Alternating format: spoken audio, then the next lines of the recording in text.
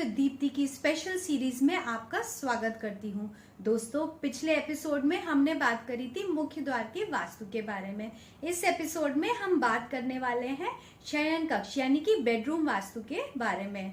सबसे पहले बात आती है हेड ऑफ द फैमिली की, यानी कि working head of the family का कक्ष किस दिशा में होना चाहिए। Working head of the family का जो कक्ष होता है वो दक्षिण पश्चिम दिशा में बेस्ट रहता है। और इस दिशा में यदि कोई टॉयलेट है तो आप उसमें एनर्जी प्रोटेक्शन यंत्र लगा के हेड ऑफ द फैमिली की हेल्थ को सिक्योर कर सकते हैं। अगली बात आती है घर के सीनियर सिटीजन्स को कौन सा कक्ष दिया जाए। सीनियर सिटीजन्स को हम ईशान कोण का कक्ष दे सकते हैं, लेकिन यदि इससे अटैच कोई टॉयलेट है तो ये एक बहुत बड़ा वास्तु दोष है, क्योंकि इस दिशा में कोई भी अटैच टॉयलेट होगा या तो वो उत्तर की दिशा में होगा या पूरब की दिशा में होगा। तो दोनों ही केस में ये टॉयलेट्स घातक होते हैं। तो आप स्पेशल रेमेडी इंस्ट्रूमेंट्स आप वहां पे लगवा के आप वहां की एनर्जी रेक्टिफाई कर सकते हैं। अब बारी आती है न्यूली वेड कपल्स का बेडरूम किस दिशा में होना चाहिए। न्यूली वेड कपल्स का बेडरूम जो है वो उत्तर पश्चिम की दिशा में बेस्ट रहता है। ऐसी दिशा का बेडरूम कपल्स के बीच में आपसी संवाद बढ़ाता है, आपसी अंडरस्टैंडिंग बढ़ाता है। इस बेडरूम से अटैच कोई टॉयलेट यदि है और वो उत्तर की तरफ है तो भी आपको रेमेडी कराना आवश्यक होता है। अब बात आती है यदि अग्निकोण में आपका कोई बेडरूम है तो वहां पे कौन सा मेंबर रह सकता है। बेसिकली अग्निकोण का जो कक्ष होता है वो बहुत हाई एनर्जी जोन होता है, क्योंकि यहाँ पे अग्निदेव रूल करते हैं।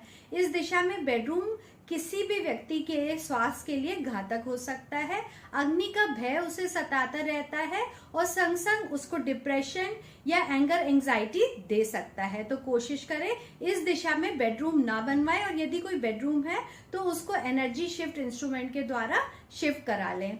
अब बारी आती है जो बेडरूम होता है उसके ऊपर या बेड के ऊपर यदि कोई बीम है तो कोशिश करें कि बेड को आप आगे खिसका लें या फिर एनर्जी प्रोटेक्शन यंत्र को वहां पे स्थापित करा लें। संग संग यदि आपके बेडरूम को कोई सीढ़ियों के नीचे है तो वो भी एक बहुत बड़ा वास्तु दोष है जिसको रेक्टिफाई किया जा सकता है।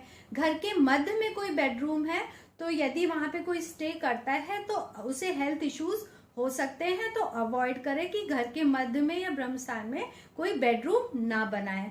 अगर बेड के ऊपर कोई स्लोप है, स्पेशली इन हिली एरियाज, जो बेड होता है बेडरूम्स होते हैं वो स्लोप के नीचे होते हैं, तो कोशिश करें स्लोप जो है वो दक्षिण की तरफ ऊंचाई पर होना चाहिए और उत्तर की तरफ नीचे की तरफ होना चाहिए। यदि इससे विपरीत है तो आप इसको रेमेडी करा के ही उसके नीचे बेडरूम आप स्थापित करें।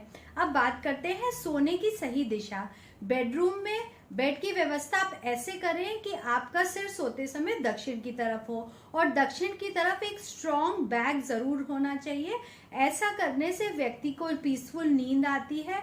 जिन व्यक्तियों को नींद की समस्या सताती है उनके लिए दक्षिण का सिरहाना रखना बेस्ट रहता है। और जो हेडरेस्ट है वो भी हैवी होना आवश्यक है।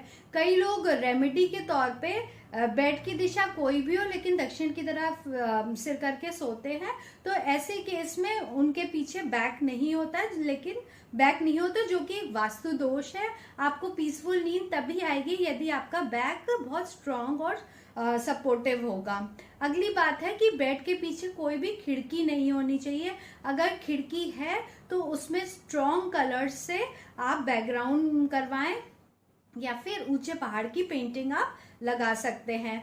अवॉइड करें विंडोज अपने हेड के बैक साइड में। प्लस बेडरूम का जो विंडोज है वो कोशिश करें नॉर्थ की तरफ खुले और ईस्ट की तरफ खुले, क्योंकि ये दोनों ही दिशा पॉजिटिव डायरेक्शंस होते हैं और इस दिशा से पॉजिटिव एनर्जी का संचार होता है। यदि इससे अन्य कोई दिशा में विंडोज हैं यानी कि दक्षिण या पश्चिम में विंडोज हैं तो किसी एक्सपर्ट से मिलकर उसको भी रेमेडाइज करा ले, कलर थेरेपी के माध्यम से, इंस्ट्रूमेंट रेक्टिफिकेशन के माध्यम से, या फिर स्पेशल पेंटिंग्स आप वहां पे प्लान कर सकते हैं। ध्यान रहे आपके बेडरूम की जो व्यवस्था है वो बहुत प्रॉपर होनी चाहिए। बेडरूम में फिश एक्वेरियम नहीं होना चाहिए, नेगेटिव पेंटिंग्स नहीं होनी चाहिए। यहाँ पे आप बहुत सारी सुगंध करके रखें, खास करके लेवेंडर का अरोमा डिस्पेंसर रखें। तो ऐसा रखने से, ऐसा करने से हमारे रिलेशनशिप मेंबर्स से हील होते हैं, हमारे रिलेशनशिप में मधुरता आती है। तो दोस्तों इस एपिसोड में हमने बात किया बेडरूम्स की अलग अलग दिशाओं के बारे में और बेडरूम की व्यवस्था कैसी होनी चाहिए।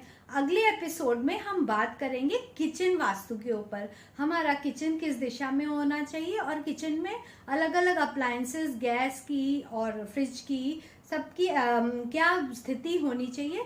तो दोस्तों हमारे साथ जुड़े रहने के लिए आपका बहुत बहुत धन्यवाद।